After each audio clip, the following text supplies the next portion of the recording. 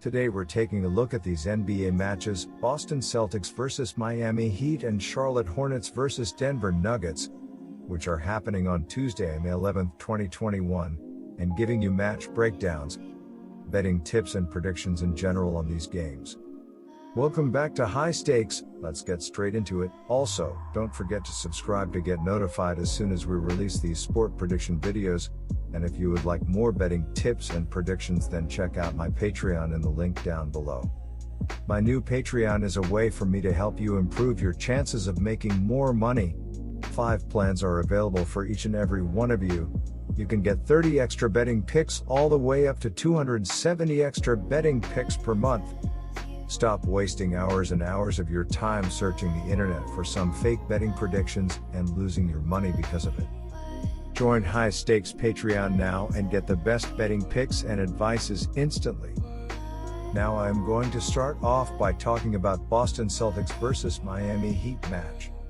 The Heat are peaking at the right time as they are healthy and playing good basketball. They have won 5 of their last 6 games and surged ahead of the Celtics. They are now 37-31, tied with the Hawks for 5th place and only 1 game behind the Knicks. They are 2 games ahead of the 7th place Celtics, who they beat on Sunday 130-124. The Boston Celtics are limping to the finish line, losing 3 of their last 4 games. They are now 2 games behind Miami with only a few games left in the season. After losing to the Heat on Sunday in Boston, they now face a must-win game on Tuesday. A loss here would ensure that they must play in the play-in tournament. The Celtics came out flat against the Heat in the game that was probably one of the most important of the season up until that point. They fell behind big early and their comeback fell short as they lost 130-124.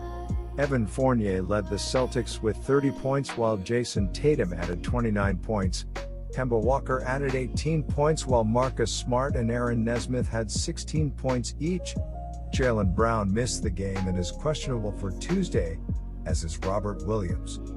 The Heat smell blood in the water and they will put an end to the Celtics' playoff hopes, at least in terms of making the top 6. The Heat are just playing better right now, they are more confident, and they are playing a Celtics team that is falling apart at the season. There will certainly be changes in Boston after this most disappointing season. I just don't think the Celtics have the leadership or makeup to dig deep here and pull out a win against a veteran team like the Heat. Plus, the Celtics may again be without Jaylen Brown. The Celtics will still be in the play-in, but they won't be in the top 6. My first betting advice for that game is to pick Miami. Miami's defense has been one of its strengths all season as the Heat are allowing an average of 107.6 points per game, which is 4th in the NBA. However, Miami has lacked rebounding as the Heat are 29th in the NBA with an average of 41.5 boards per contest. The leading rebounder for Miami is Adebayo with an average of 9.0 boards per contest. Miami averages 7.9 steals and 3.9 assists per contest, with Butler the leader in steals with an average of 2.1 per game and Adebayo the SWAT commando with an average of 1.0 blocked shots per game. The Miami Heat are averaging 107.6 points on 46.6% shooting and allowing 107.9 points on 45.6% shooting. Jimmy Butler is averaging 21.6 points and 7.2 assists while Bam Adebayo is averaging 18.9 points and 9 rebounds. Tyler Herro is the 3rd double-digit scorer and Kendrick Nunn is grabbing 3.1 rebounds. The Miami Heat are shooting 35.3% from beyond the arc and 79.1% from the free throw line. The Miami Heat are allowing 36.5% shooting from deep and are grabbing 41.5 rebounds per game. Boston scores an average of 112.9 points per game, led by Jason Tatum with an average of 26.3 points per game. The Celtics have been without the scoring of Brown, who is second with an average of 24.7 points per game for the last 3 games. Marcus Smart is the leader in assists for Boston with an average of 5.7 dishes per contest. Boston averages 23.5 assists and 13.5 turnovers per game for a below average 1.7 assist to turnover ratio. The Boston Celtics are averaging 112.9 points on 46.8% shooting and allowing 111.3 points on 46.4% shooting. Jayson Tatum is averaging 26.3 points and 7.3 rebounds, while Jaylen Brown is averaging 24.7 points and 3.4 assists. Kemba Walker is the third double-digit scorer and Marcus Smart is grabbing 3.5 rebounds. The Boston Celtics are shooting 37.4% from beyond the arc and 77.8% from the free throw line. The Boston Celtics are allowing 37.5% shooting from deep and are grabbing 44.4 rebounds per game. The Heat are 4-1 ATS in their last 5 road games and 4-1 ATS in their last 6 games overall. The Celtics are 1-4 ATS in their last 5 home games and 1-4 ATS in their last 5 games overall. The over is 9-0 in Heat last 9 overall. The over is 7-1 in Celtics last 8 overall. The Heat are 8-2 ATS in the last 10 meetings in Boston. The over is 5-1 in the last 6 meetings. My second betting advice for that game is to pick over. The Nuggets will get a key piece back in the front court with forward Aaron Gordon listed as probable to play against the Hornets on Tuesday night. His presence is certainly needed for a Nuggets team that has fallen in 3 of their last 4 games. Their spot in the playoffs is secure, but they'd rather go into the postseason building some confidence after a few wins. It certainly hasn't been easy with the team facing 4 consecutive contenders in the Brooklyn Nets, Utah Jazz, New York Knicks, and Los Angeles Lakers. It has been a murderer's row slate of challengers in the last stretch of the season.